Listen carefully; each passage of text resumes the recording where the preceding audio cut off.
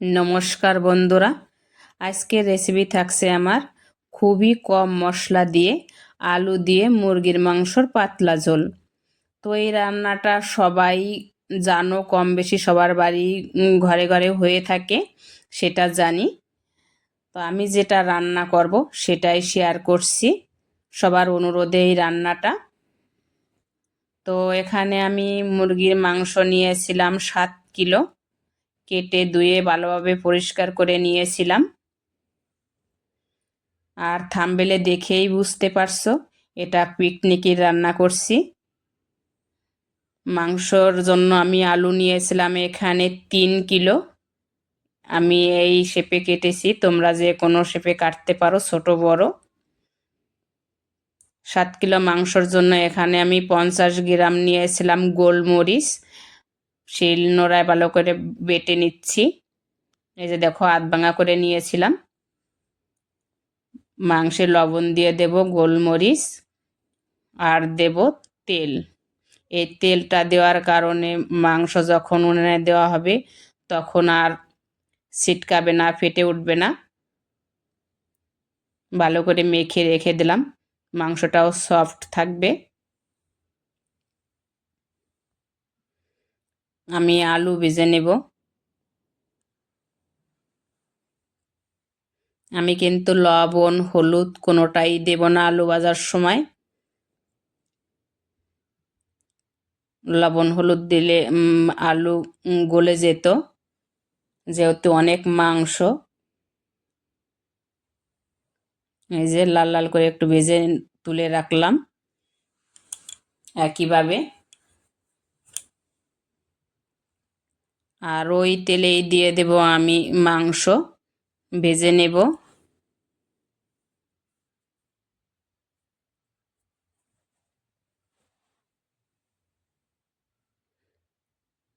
বেশি ভাজবো না, অল্প ভেজে নেব, না হলে মাংসটা খেতে ভালো লাগবে না, শক্ত হয়ে যাবে, নরম থাকবে না। একইভাবে আমি সব মাংস ভেজে নিচ্ছি।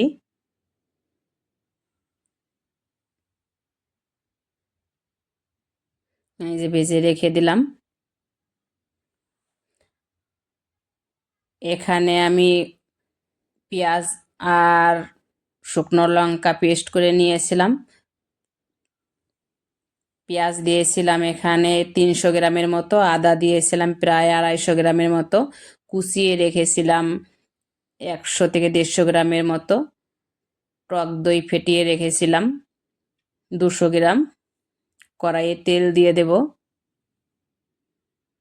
দেব ফোড়নে তেজপাতা, শুকনো লঙ্কা, দারচিনি, এলাচ, জিরে, লবঙ্গ, গোলমরিচ। ভালো করে একটু কালার আসা অবধি অপেক্ষায়, একটু লাল লাল হয়ে যাওয়ার পরে দিয়ে দেব এখানে পেঁয়াজ কুচি, আমি ডুমো ডুমো করে কেটেছিলাম। একটু বাদামি কালার হয়ে আসার সাথে দিয়ে দেব অল্প চিনি, কালার ভালো আসবে। অল্প মশলা দেওয়ার পরও কালারটা ভালো আসে। দিলাম পেঁয়াজ পেস্ট করে রেখেছিলাম, একটু বাদামি কালার করে নেব।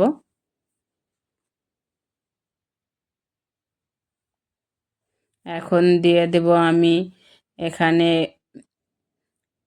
রসুন, একটু কষিয়ে নিয়ে ভালো করে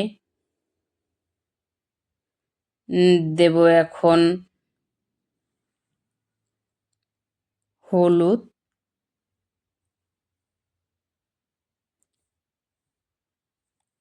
টমেটো, বেশি টমেটো দেইনি কিন্তু 2টো টমেটো দিয়েছিলাম। দিলাম শুকনো লঙ্কার গুঁড়ি আর আদা গুঁড়ি দিয়ে দিলাম আমি, পরিমাণ মতো লবণ।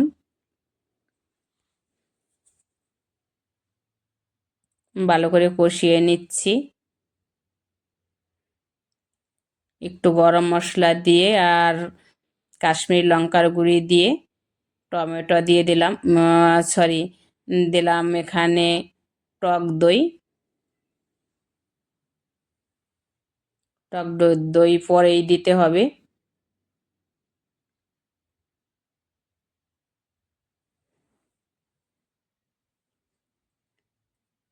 অল্প জল দিয়ে দেব, মশলাটা পুড়ে না যায়।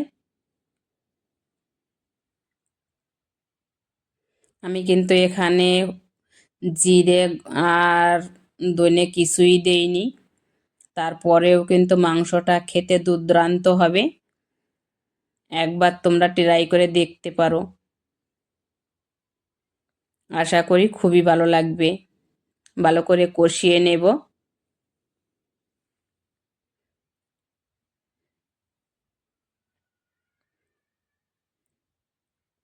আর আমার চ্যানেলে যারা নতুন বন্ধুরা, তারা প্লিজ একটু সাবস্ক্রাইব করে পাশে থেকো, পাশে বেল আইকনটি ক্লিক করে রাখো। এতে আমি যে ভিডিও দেব, ভিডিওটা আগে পৌঁছে যাবে তোমাদের কাছে। অনেক দিন আমি ভিডিও দিতে পারিনি, শরীরটা ভালো ছিল না। এখন যতটা পারবো সপ্তাহে 4 থেকে 5টা বড় ভিডিও দেওয়ার চেষ্টা করব, শরীর যদি ভালো থাকে। আর মাঝে মধ্যে ডেলি ব্লগও থাকবে, একটু পাশে থেকো তোমরা। দিয়ে দিলাম আলু।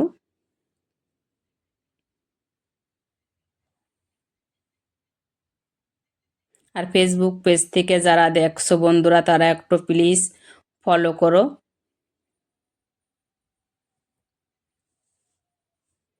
কষিয়ে নিয়ে দেব এখন একটু গরম মশলা, জল দিয়ে দেব। যেহেতু প্রথমেই বলেছি পাতলা ঝোল হবে, তাই একটু ঝোলটা আমি বেশিই দিয়েছিলাম।